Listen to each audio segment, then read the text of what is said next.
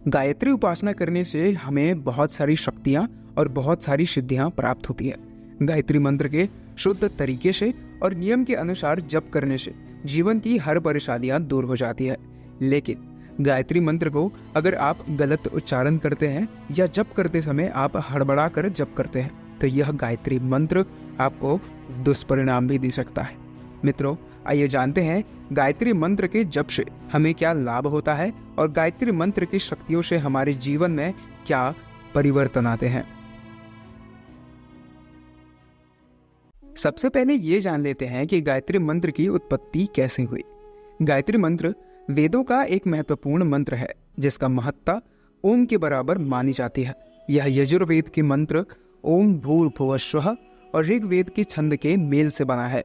इस मंत्र से सवित्र देव की उपासना की जाती है, इसलिए इस मंत्र को सावित्री मंत्र भी कहा जाता है। ऐसा माना जाता है कि इस मंत्र के उच्चारण और इस मंत्र को समझने से ईश्वर की प्राप्ति हो जाती है।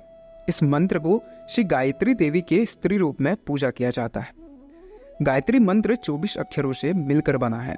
कहा जाता है कि इन 24 अक्षरों में 24 अवतार, 24 ऋषि, 24 शक्तियाँ, 24 सिद्धियाँ और 24 शक्ति बीज भी शामिल हैं। गायत्री एक छंद है जो 24 मात्राओं के योग से बना है। ऋग्वेद में 7 प्रसिद्ध छंद हैं: गायत्री, उष्णिक, अनुष्टुप, बृहति, विराट, त्रिष्टुप और जगति। गायत्री छंद में 8-8 अक्षरों के 3 चरण होते हैं। अब गायत्री मंत्र के अर्थ को समझते हैं। गायत्री मंत्र है ओम भूर्भुवस्वः। मित्रों, किसी कारणवश मैं इसके आगे का मंत्र उच्चारण नहीं कर सकता, इसलिए मैं आपको इस मंत्र का अर्थ समझा देता हूँ। इसका अर्थ है उस प्राण स्वरूप, दुखनाशक, सुख स्वरूप, श्रेष्ठ, तेजस्वी, पापनाशक देव स्वरूप परमात्मा को हम अपनी अंतरात्मा में धारण करते हैं। वह परमात्मा हमारी बुद्धि को सन्मार्ग में प्रेरित करे। गायत्री मंत्र को नियमित रूप से 7 बार जप करने से व्यक्ति के आसपास नकारात्मक शक्तियाँ बिल्कुल नहीं आती है।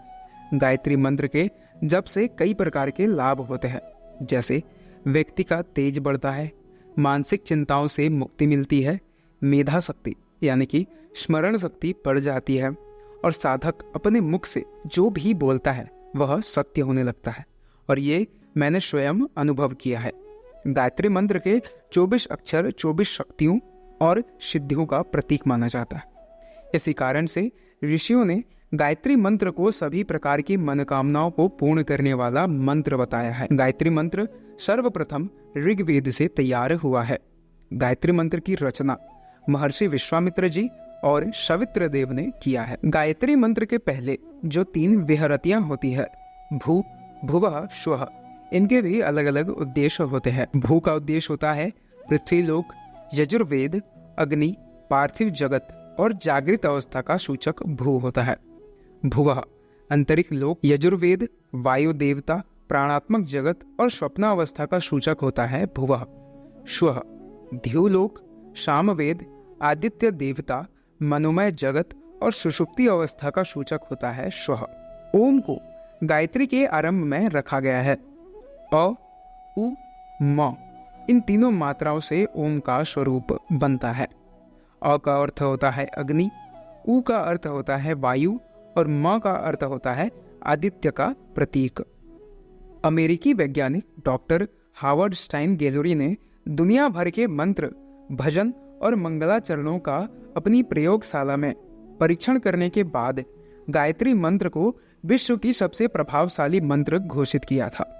उन्होंने पाया कि गायत्री मंत्र प्रति सेकंड 1,10,000 ध्वनि तरंगे उत्पन्न करता है, जो कि सभी मंत्रों और भजनों से सबसे ज्यादा है। उन्होंने पाया कि गायत्री मंत्र में बहुत सारे फ्रीक्वेंसी के मिश्रण से स्पिरिचुअल पावर्स को एडवांस करने की कैपेसिटी मौजूद है, जिससे गायत्री मंत्र विश्व की सभी मंत्र, भजन और मंगलाचरणों में से सबसे ज्यादा प्रभावित मंत्र है।